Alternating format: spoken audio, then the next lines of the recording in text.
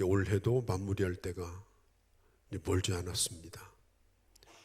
이제 벌써 김장철이 되었고, 또 겨울을 준비하고, 또 내년을 준비해야 되는 그런 시점에 와 있습니다. 우리는 한 해를 이제 마무리하고자 할 때 우리 머릿속에 생각이 참 많을 것입니다. 그 가운데 예수 믿는 그리스도인으로 우리는 우리 자신을 돌아보면서 우리가 다시금 점검을 하고 또 새롭게 세워야 될 그런 계획들이 있습니다. 우리는 미래에 대해서 불안한 마음이 있습니다. 왜냐하면 올 한 해도 얼마나 많은 일들이 일어났습니까? 예상된 일이 아니었습니다. 한 해 내내 놀라고 또 두려워하고 걱정하면서 이 한 해를 살아왔는데 그런 불안감이 우리에게도 있습니다. 그런데 예수 믿는 우리들에게 하나님께서 연말과 새해를 이제 앞두고 어떻게 우리 인생을 설계해야 되겠는가, 이제 그런 하나님의 뜻에 대한 생각도 좀 해보아야 합니다. 오늘 말씀의 제목이 이렇습니다. 하나님의 일을 시작하는 용기. 여러분, 오늘은 이 세상에 없던 오늘입니다. 한 번도 살아보지 않은 오늘입니다. 그리고 오늘은 우리 인생이 시작되는 날입니다. 한 번도 살아보지 않았기 때문에 우리는 눈을 뜨고 오늘 이 하루를 시작합니다. 단순히 이것은 하루가 아닙니다. 우리 인생이 시작되는 날이 바로 오늘입니다. 더군다나 한 해가 지나가고 또 한 해가 시작되는데 우리가 뭔가를 새롭게 시작해야 될 그런 다짐과 용기를 우리가 하나님 앞에 구하고 또 지혜를 구한다고 하는 것은 대단한 의미가 있는 것입니다. 어떤 분은 이렇게 물을 수도 있습니다. 목사님, 저는 용기 낼 힘도 없습니다. 제가 말하는 용기라고 하는 것은 어떤 초인적인 엄청난 그런 특별한 힘을 요구하는 그런 용기가 아닙니다. 오늘 내가 서 있는 자리를 그대로 인정하는 겁니다. 나의 부족함, 나의 연약함, 또 나의 모자람, 이런 것들을 그대로 느끼고 그대로 인정하고, 그리고 하나님의 말씀을 듣고 새롭게 새로운 마음을 가져보는 것, 그게 바로 용기인 것입니다. 오늘 여러분, 오늘 말씀을 들으면서 우리 하나님께서 여러분들에게 그런 용기를 주시기를 바랍니다. 오늘 마태복음 4장은 하나님의 아들이신 예수님께서 이 세상에 오셔서 30년 동안은 보통 사람으로 자기 신분을 숨기고 사셨습니다. 그리고 이제 드디어 인간의 구원을 이루기 위해서 공적인 생애, 이제 사적인 생애가 아닙니다. 공적인 생애를 시작하기 위해서 예수님께서 뭘 하셨는가? 하나님의 아들도 새로운 일을 시작하실 때 어떤 생각을 가지고, 그 다음에 어떤 자세를 가지고 일하셨는가? 이걸 우리가 들여다보면 우리도 여기서 배울 바가 참 많습니다. 예수님께서 공적 생애를 시작하기 전에 먼저 하신 일이 뭐냐? 세례 요한에게 세례를 받으러 가셨습니다. 우리는 여기서 질문을 가질 필요가 있어요. 아니, 예수님은 세례받을 필요가 있는가? 세례라는 게 뭡니까? 죄 용서함을 받은 자가 하나님의 자녀라고 하는 공적인 고백이 세례잖아요. 그런데 예수님은 그럴 필요가 전혀 없는 분입니다. 세례받을 필요가 없어요. 그래서 심지어 세례 요한도 예수님이 자기에게 다가오는 것을 보면서 이렇게 말했어요. 예수님, 내가 당신에게 세례를 받아야 되는데 어떻게 나에게 세례를 받으러 오십니까? 그러면서 예수님이 오시는 걸 거절했습니다. 그때 예수님이 이렇게 말씀합니다. 이제 허락하라. 이제 허락하라. 이렇게 하고서야 하나님의 모든 의가 이루어지리라. 그때서야 요한이 허락을 하고 예수님에게 세례를 베풀었습니다. 이렇게 하여야 하나님의 의가 이루어질 것이다. 주님은 세례를 받을 필요가 없는데 왜 공적인 생애를 시작하시면서 세례를 받으셨을까? 이것은 하나님의 일을 시작하고자 하는 사람들에게 이제는 나는 나만을 위해서 공적인 나만을 위한 삶을 이제는 접고 이제는 하나님의 역사를 위해서 하나님의 나라를 위해서 공인된 그리스도인으로 나는 내 인생을 한번 살아보겠다고 생각하는 사람들이 어떻게 그 삶을 시작해야 되는가? 그걸 주님이 우리에게 모본으로 보여주고자. 그래서 내가 하나님의 아들임에도 불구하고 세례를 받는 것이 하나님의 의를 이루는 것이다. 그렇게 말씀을 하신 겁니다. 세례란 뭡니까? 로마서 6장에 보면 세례는 장례식입니다. 장례를 치르면 어떻든지 간에 뭐 시체를 묻든지 뼈가루를 묻든지 그렇게 하지 않습니까? 세례라고 하는 것은 뭐냐? 예수 그리스도의 죽음이 바로 나의 죽음이다. 예수 그리스도의 부활이 바로 나의 부활이다.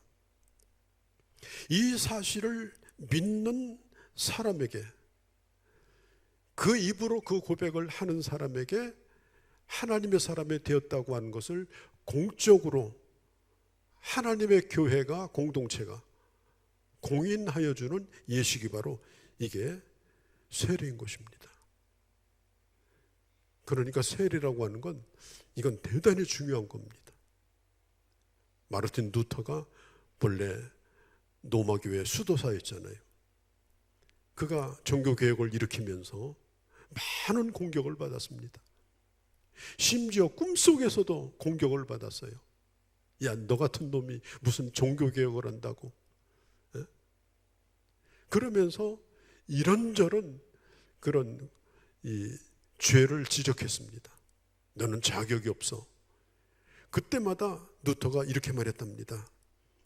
사탄아 물러나라. 내가 누구인 줄 아느냐? 나는 세례를 받은 자다. 이게 무슨 얘기입니까? 과거에 나는 이미 종지부를 찍은 자다. 그런 뜻이에요. 과거에 나는 예수님과 함께 죽은 자다. 그리고 나는 새롭게 살아난 자다. 옛날 내 얘기하지 말라. 옛날에 나는 없다.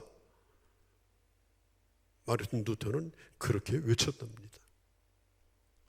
현대 선교에 매우 중요한 그런 이론을 만든 랄프 윈터 박사가 있습니다. 그분이 이 세례에 대한 이야기를 설명하면서 아주 기발한 그런 아이디어를 냈습니다.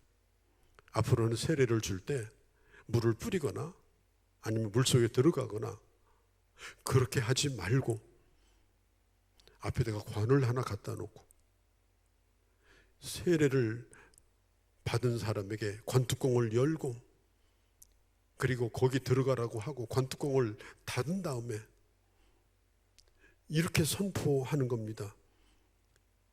예수 그리스도 안에서 죽은 아무개에게 예수 이름으로 세례를 주노라. 그리고 선포를 하는 거예요. 당신은, 옛사람은 이 관 속에서 죽었습니다. 그 다음에 이제 관뚜껑을 열고 이렇게 선포하라는 겁니다. 예수의 새 생명이 당신에게 임했으니 이제는 일어나라.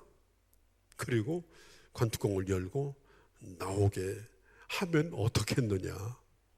너무 세례의식이 있는 물 뿌리고 물에 들어갔다 나오고 이러니까 이게 의미가 별로 없어 보인다. 이런 얘기를 한 적이 있습니다. 여러분, 예수 믿는 우리는 누굽니까? 우리는 예수 안에서 죽은 자입니다. 여러분, 아무리 영웅 호걸도 죽은 자는 반응이 없습니다. 죽은 자는 그가 전에 하던 행동을 완전히 멈춥니다. 우리는 예수 그리스도 안에서 죽은 자였습니다. 그리고 이제는 새롭게 살아난 자입니다. 예전에 내가 있는 것이 아닙니다. 우리는 새 사람입니다. 갈라디아서 2장 20절에 이렇게 말합니다. 내가 그리스도와 함께 십자가에 못 박혔나니, 내가 예수 그리스도와 함께 십자가에 못 박혔나니 이제는 내가 산 것이 아니라 내 안에 살아계신 부활하신 그리스도께서 사신 것이라. 예수 그리스도를 믿는 하나님의 사람들은 예수 그리스도의 부활이 내 부활이 된 사람들이에요. 예를 들면 알코올 중독자가 있습니다. 이 사람은 술집 간판만 봐도 막 세포가 막 동합니다. 그런데 이 사람이 죽었습니다. 그러면 죽은 사람이 알코올 냄새를 맡겠습니까? 알코올을 맛보겠습니까? 예수 그리스도를 믿고 하나님의 자녀가 되는 세례를 받았다라고 하는 것은 이제는 그리스도와 함께 새로운 삶을 시작했다라고 하는 뜻이에요. 그것을 교회에 선포하고 우리는 이제는 세상에 세례받은 자로 영적인 공인으로 이 세상을 살아가는 겁니다. 그리고 하나님이 그를 기억하십니다. 예수님이 세례받고 물에서 올라오실 때 그때 하늘의 비둘기처럼 성령이 임하시고 하늘이 열리고 음성이 들립니다. 성부 하나님의 음성이 들립니다. 뭐라고요? 이는 내 사랑하는 자요 내 기뻐하는 자라. 예수 믿고 세례받은 사람들은 누굽니까? 하나님이 사랑하는 자입니다. 하나님이 기뻐하는 자입니다. 하나님의 기쁨이 그에게 있습니다. 하나님이 그를 사랑하십니다. 우리가 하나님의 일을 시작할 때 가장 중요한 것이 뭐냐면은 나는 세례받은 하나님의 사람이다. 나는 하나님이 기뻐하는 자고 나는 하나님의 사랑을 받은 자다. 과거에 나는 죽었다. 예전에 나를 위해서만 살았던 나라고 하는 사람은 용도 폐기되었다. 완전히 용도 폐기되었다. 이제는 나를 살리신, 나를 하나님의 자녀 되게 하신 하나님을 위해서 나는 살아야 되는 자다. 이게 중요한 겁니다. 우리가 하나님의 사람으로 하나님의 일을 해야 될 이유가 뭡니까? 세례받은 자이기 때문에 그렇습니다. 하나님이 기뻐하는 자요, 이제는 하나님이 사랑하는 자이기 때문에 마땅히 우리는 하나님의 일을 할 수 있는 자가 된 것입니다. 두 번째는 우리 예수님께서 광야에서 시험을 받으셨습니다. 물론 마귀가 예수님을 시험했죠. 그래서 예수님은 그 시험을 다 이기셨습니다.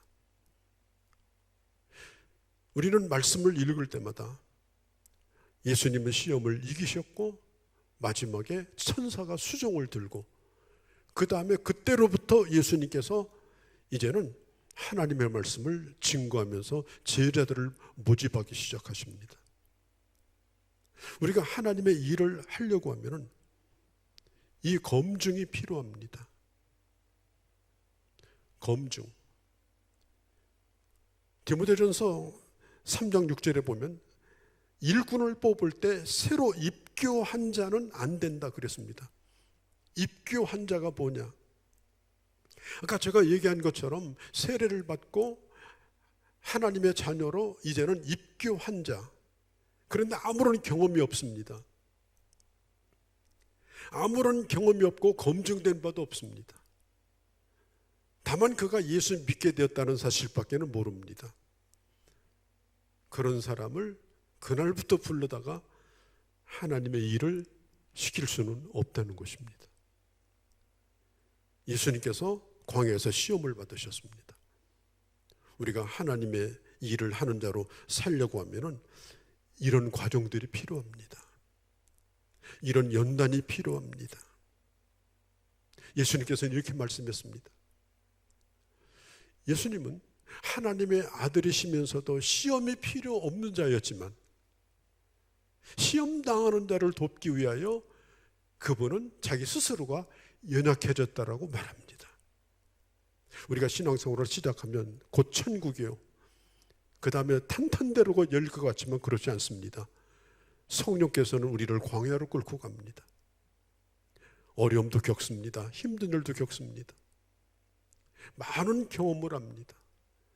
희망도 있지만 좌절도 있습니다. 신앙생활을 하면서 겪는 일들입니다. 그런 일들을 겪으면서 어떻게 하나님의 사람으로 살아야 되는가 하는 것을 경험하게 됩니다. 승리를 경험합니다. 이기는 것을 경험합니다. 그렇게 한 다음에 그가 이제 하나님의 일을 하게 될 때 연약한 자들을 돕고 그리고 알지 못하는 자들에게 복음을 가르쳐 줄 때에 그 경험이 그에게 매우 중요한 자산이 되는 것입니다.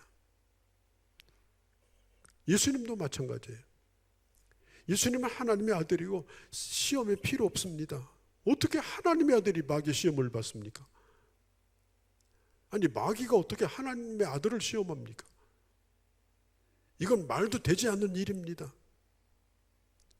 그럼에도 불구하고 예수님이 그 시험을 받으신 것은 하나님의 일을 시작하는 자는 모름지기 시험을 이겨야 된다.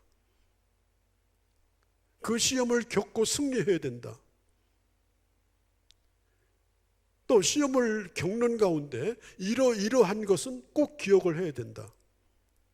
이걸 가르쳐 주는 것이 오늘 이 본문의 말씀인 것입니다. 첫 번째 시험은 예수님은 40일 동안 광야에서 굶주렸는데 여러분 40일 동안 굶주렸으면 얼마나 배고플까요? 아마 길바닥에 굴러다니는 돌멩이도 고구마 감자로 보일 겁니다. 그렇지 않겠습니까? 그런 찰나에 마귀가 예수님에게 와서 하는 시험이 뭐예요? 배고픔의 문제를 가지고 와서 시험을 합니다. 저 돌을 가지고 떡을 만들어 보라. 그 앞에 전제가 붙어요. 네가 하나님의 아들이거든. 여기서 매우 중요한 게 뭐냐? 하나님의 아들인지 아닌지 네가 그걸 증명해 보라. 그런 뜻이 아니에요. 예수님은 이미 세례를 받을 때 예수님이 하나님의 아들이라는 사실, 하나님이 기뻐하는 자라는 사실을 예수님께 말씀해 주셨습니다. 예수님은 조금도 그것에 대해서 의심이 없습니다. 증명할 필요도 없습니다. 그런데 돌로 떡을 만들어 먹으라 하고 하는 이 시험은 네가 가지고 있는 능력을 숨기지 말고 다 써보라 그런 뜻입니다. 예수님은 저는 분명히 믿습니다. 예수님은 하나님의 아들이기 때문에 돌로 떡을 만들어 먹을 수 있는 분입니다. 사람이 할 수 없는 일을 하라고 그러면 아니 나 못해 그러고 들어놓으면 돼요. 그런데 얼마든지 할 수 있는 일인데 자꾸 하라고 그러면 그것도 한 번, 두 번도 아니고 매일마다 와서 한번 해보라고 하면 어떻게 합니까? 에이씨 그러고 하게 됩니다. 왜? 내게 능력이 있으니까. 지금 예수님이 40일 굶주렸으면 지금 할만하잖아요. 배고프잖아요. 지금이야말로 기적이 필요하잖아요. 예수님에게 그런 능력이 있잖아요. 사탄은 이 모든 것을 이미 다 알고 지금 이 시험을 하는 것입니다. 너가 하나님의 일을 하되 네가 가지고 있는 능력과 네가 가지고 있는 권리와 네가 가지고 있는 권위와 고난을 가지고 그걸 다 이용해서 하나님의 일을 하라고 하는 것입니다. 어떤 사람은 하나님의 일을 한다고 하면서 세상에서 채우지 못한 자기 욕망, 세상에서 인정받지 못한 명예심, 세상에서 알아주지 못하는 인정, 이런 것들을 교회에 가지고 들어와서 교회에 있는 사람들에게 인정받기를 원하고 교회에 있는 사람들에게 그런 고난을 행사하기를 원하는 그런 사역자들도 분명히 있습니다. 하나님의 일을 빙자해서 자기 만족을 누리려고 하는 거죠. 예수님께서 분명히 대답하셨습니다. 기록되었으되 사람이 떡으로만 사는 것이 아니다. 하나님의 입으로 나오는 말씀으로 산다. 내가 원하는 것은 내 욕망을 위해서, 내가 탐하는 것을 위해서 하나님이 내게 주신 하나님의 아들의 능력과 그 직분을 사용하는 것이 아니다. 하나님이 원하실 때만 나는 기적을 행할 것이다. 예수님은 이 첫 번째 유혹에서 충분히 그러실 수 있었습니다. 그렇지만 그렇게 하지 않았습니다. 그렇다고 해서 예수님이 공적인 생애를 하시면서 기적을 베풀지 않았느냐? 아닙니다. 어마어마한 기적을 많이 행했습니다. 심지어 어린아이에 도시락 하나 가지고 5,000명을 어떻게 먹였는지 저도 이해가 안 돼요. 그런 기적을 행했습니다. 예수님은 40일을 굶주렸는데 자기 자신을 위해서 기적을 행하지 않았습니다. 자기 자신을 위해서, 어떤 사람의 필요를 위해서 예수님은 기적을 행한 적이 있습니다. 병자도 고치고 죽은 자도 살렸고. 마태복음 27장에 보면 예수님께서 십자가에 달리셨을 때에 길을 지나가는 사람들이 이렇게 말했습니다. 네가 하나님의 아들이라면 거기서 내려와라. 내려오면 내가 믿을 거다. 내려오면 하나님의 아들이라는 사실을 내가 인정해 줄 거다. 저는 믿습니다. 예수님이 얼마든지 십자가를 뿌리시고 거기서 내려올 수 있는 분이라는 사실을 저는 믿습니다. 그런데도 예수님은 그들의 조롱을 그대로 들었을 뿐이지 거기서 내려오지 않았습니다. 십자가에 달리면 중력의 법칙에 의해서 몸은 축 늘어지고 그 다음에 손과 발에 끊임없는 출혈로 서서히 죽어갑니다. 예수님은 중력의 법칙도 거꾸로 돌릴 수 있는 분이에요. 전혀 아프지 않게 그냥 공중에 붕 뜬 것처럼 십자가에 매달릴 수도 있어요. 그러나 주님은 모든 것을 그대로 조금도 가감 없이 그 십자가에서 그 고통을 받으신 것입니다. 사탄이 하는 시험이 뭐예요? 아니 이게 떡대 같은 이 젊은이 예수님 30대 초반이었잖아요. 아니 내려와서 사람들이 그렇게 당신을 따르는데 뭔가 좀 하고 결혼도 하고 자식도 낳고 부귀영화도 누리고 이게 뭔 일이냐? 이게 무슨 명예냐? 이게 무슨 성공이냐? 그런 얘기를 할 때에 예수님에게 눈곱만큼이라도 자기를 위한 욕망이 있었다면 흔들리지 않았겠습니까? 그러나 예수님은 하나님의 부르심과 자신이 하고 있는 일이 인간을 구원하는 거룩한 구속의 사역이라는 사실을 알고 있었기 때문에 자기를 위해서 기적을 행하지 아니하시고 십자가에 달려 죽으신 것입니다. 두 번째 시험이 5절 6절에 보면 예수님을 저 건물 높은 꼭대기에 데리고 올라갑니다.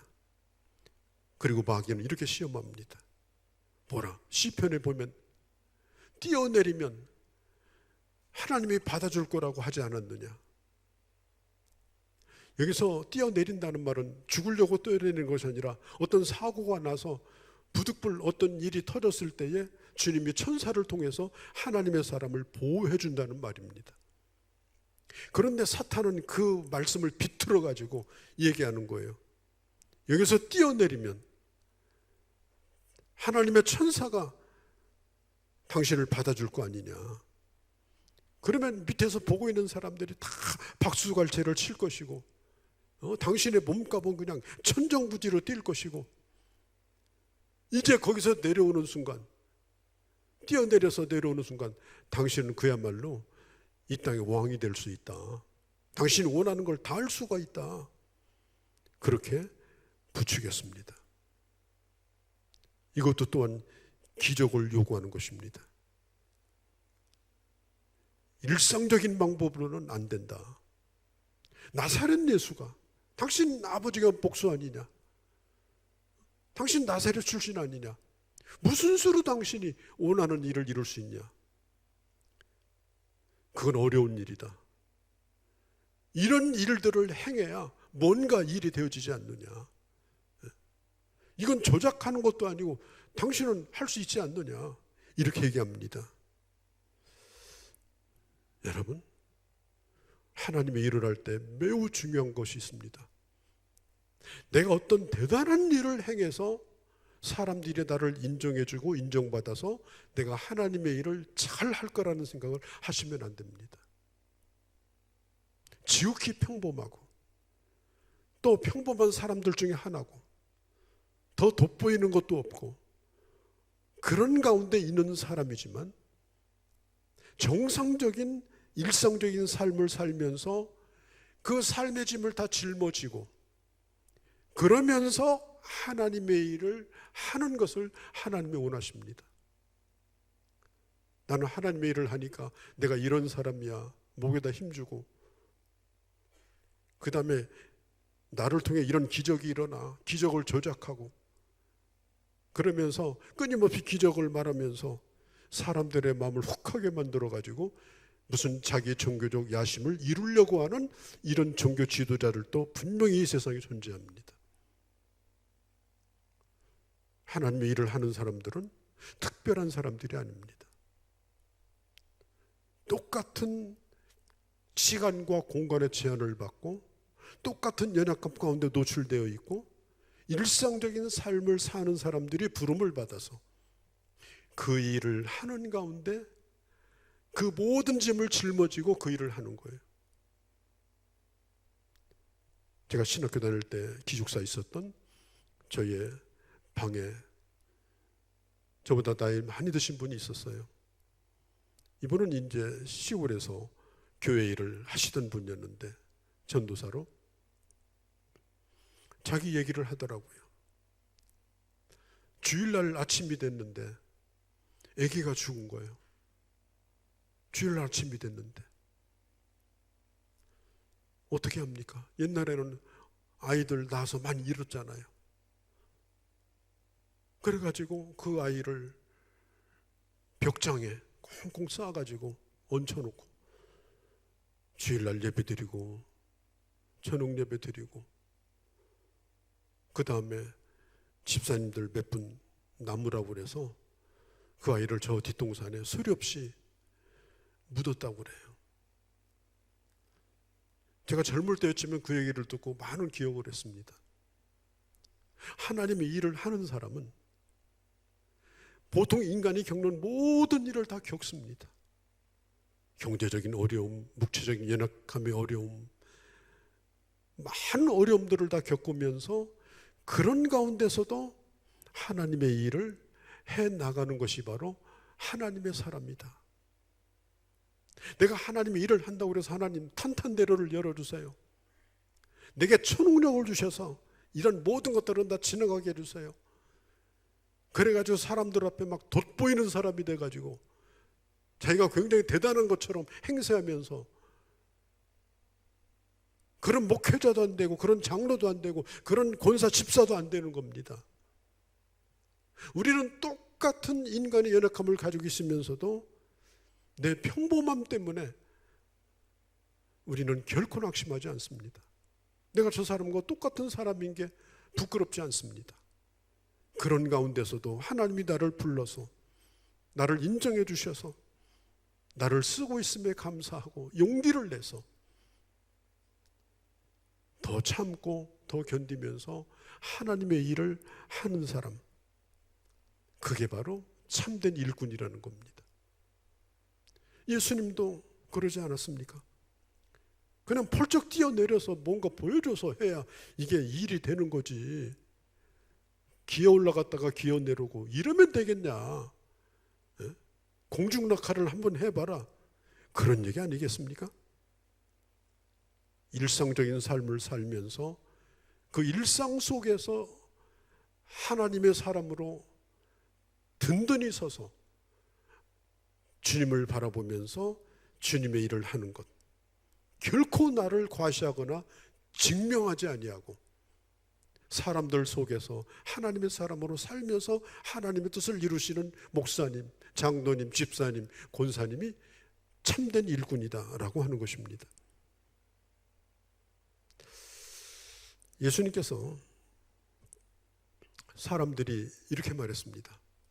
아니, 당신이 정말 하나님의 아들이라면 표적을 보여달라 그랬습니다. 자꾸 얘기하는 거예요. 표적을 보여달라고. 그것도 바리새인들이 와서 그렇게 합니다. 그때 예수님이 이렇게 말했습니다. 저녁에 하늘이 붉으면 날이 좋겠다 하고 아침에 하늘이 붉으면 흐리고 날이 굳겠다고 하나니 너희가 날씨는 분별하지 못하면서 이 시대는 분별할 수 없느냐? 마태복음 16장에서 말씀했습니다. 이런 상식적인 거, 어떤 기적이 아니라 오늘 날이 흐리니까 좀 우산 가지고 가야지. 오늘 날이 밝으니까 날이 더운데 옷 가볍게 입고 나가야지. 그냥 상식적인 삶 속에서 하나님의 사람으로 사는 것이 기적이 아니겠느냐. 그러면서 이렇게 말합니다. 내가 너희에게 보여줄 기적은 악하고 음란한 세대가 표적을 구하나 요나의 표적밖에는 내가 보여줄 표적이 없다. 요나의 표적이 뭘까요? 부활입니다. 부활. 주님이 보여줄 표적은 뭐예요? 결국은 부활하시는 겁니다. 십자가를 그 다음에 장사 지냄을 거쳐서 부활에 참여하는 것입니다. 여러분, 우리가 하나님의 일을 할 때 우리에게 진정한 표적이 뭡니까? 나는 죽어도 산다. 나는 어떤 고난을 받고 어떤 피해를 입고 어떤 어려움을 겪어도 하나님이 나를 살게 하신다. 이 분명한 부활의 신앙을 가지고 하나님의 일을 하는 사람이 참된 하나님의 일꾼이다. 세 번째 시험에 보면은 저 만국의 영광을 마귀가 보여주면서 이렇게 말합니다. 나에게 한 번만 절하면 이걸 다 줄 거다. 사기치는 겁니다. 왜냐? 하나님께서는 사탄에게 만국의 영광을 다 준 적이 없습니다. 그 만국의 영광이 사탄의 것이 아닙니다. 항상 이 세상에서도 사탄은 남의 것을 자기 거라고 속여가지고 결국은 사기를 치는 거예요. 여러분, 우리는 한 번만 절하면 무릎을 꿇으면 모든 걸 다 주겠다. 여러분, 이것에 조심해야 됩니다. 한 번만 절하면 안 됩니다. 그 순간 모든 건 다 끝납니다. 어떻게 하나님의 아들이 마귀에게 절합니까? 설사 모든 걸 다 준다 하더라도 그걸 받았다고 합시다. 그래도 실패입니다. 중요한 것은 뭘 얻느냐가 중요한 게 아닙니다. 그 과정에 무릎을 꿇으면 그것은 실패한 겁니다. 오늘 이 세상은 수단 방법을 가리지 않고 자기 목적을 이루고자 합니다. 특별히 정치하는 분들이 그렇습니다. 우리가 하나님의 일을 할 때 정치꾼처럼 일하면 안 됩니다. 수단 방법을 가리지 않고 일을 되게 하자. 교회도 크게 짓고 사람도 불러 모으고. 아닙니다. 교회 일은 정치가 아닙니다. 뭐로 가도 서울만 간다. 아닙니다. 그건 사탄에게 절하는 겁니다. 어떤 경우가 있어도 우리는 그 일이 일을 하다가 잘 되든 못되든 그것은 하나님이 내게 주신 은혜다 이렇게 생각하셔야 돼요. 어떻게 하든지 되게 만들려고 결국은 할 거 못할 거 다 하다가 나중에는 큰 변을 당하게 됩니다. 그걸 뿌리치고 하나님의 일을 할 수 있는 용기를 가진 사람이 하나님의 일을 해야 됩니다. 그런 모든 걸 뿌리치고 나는 정당한 방법으로 소박하고 그 다음에 부족해 보이지만 하나님의 말씀을 붙들고 성령을 의지하여 나는 하나님의 일을 할 것이다. 그 다음에 마지막에 뭐라고 그래요? 하나님을 경배하라. 내가 원하는 건 이 모든 걸 다 가지는 것이 아니라 하나님을 경배하는 것이다. 오늘 내가 하는 일이 하나님 앞에 영광이 되는 일이라면 그것이 누가 알아주든 알아주지 않든 나는 그 일을 묵묵히 하겠다. 목표가 뭐예요? 하나님을 경배하는 겁니다. 성공이 아닙니다. 목표가 뭐예요? 하나님께 영광을 돌리는 것입니다. 그래서 그 사람이 정말 하나님 일꾼인지 아닌지를 유심히 보면 단박합니다. 뭐예요? 그가 하나님을 높이고 있는가? 그가 진정으로 하나님을 경배하는 자인가? 아니고 자기 명예나 뭔가 보여주어서 자기를 과시한다든지 수단 방법을 가리지 않고 어떤 일을 하게 하려고 자꾸 시도한다든지 그것은 잘못된 길로 가는 것입니다. 오늘 하나님의 이 일을 시작하는 용기라는 이 말은 물불을 가지지 않고 뛰어들라 그 말이 아닙니다. 용기는 두려움이 없는 상태가 아닙니다. 하나님의 아들이지만 이런 모든 과정들을 거치면서 하나님의 뜻을 이룬 것처럼 우리는 주님보다 얼마나 연약한 자들입니까? 얼마나 주님의 도움이 필요한 자들입니까? 주님 의지하고 한 걸음 한 걸음 주님을 붙들고 오직 하나님께만 영광을 돌리고자 할 때 오늘 성경에 있는 대로 사탄은 떠나가고 11절에 그리고 하나님이 나와 함께 하심으로 하나님의 일을 감당케 하시는 그런 놀라운 역사를 경험할 수가 있는 것입니다. 이런 아름다운 결심을 통해서 올 한 해도 멋지게 마무리하고 또 내년 새해도 어떻게 하면 내가 주님을 위해서 살아볼까? 주님을 위해서 좀 일해볼까? 이런 거룩한 결심을 다시 한번 다지고 새해를 시작할 수 있는 그리고 귀하게 쓰여지는 주의 사람들이 다 되어지기를 주의 이름으로 간절히 축원합니다. 거룩하신 우리 아버지 예수 그리스도께서 사적 생애를 끝내고 이제 공적인 사역을 시작하면서 주님이 하셨던 이 모든 일들을 보면서 결코 하나님의 일을 하는 용기란 두려움이 없는 상태가 아니라 두려움에도 불구하고 연약함에도 불구하고 보통 사람과 똑같음에도 불구하고 주의 말씀을 붙들고 한 걸음을 내딛기로 하는 이 위대한 결단임을 다시 한번 저희들 깨닫게 하시고 아버지 올 한 해도 멋있게 마무리하고 또 새해에 새롭게 용기를 내요. 아버지 주의 손을 붙들고 시작할 수 있는 그런 저희 모두가 되게 하여 주시옵소서. 우리 주 예수님의 이름으로 기도하옵나이다. 아멘.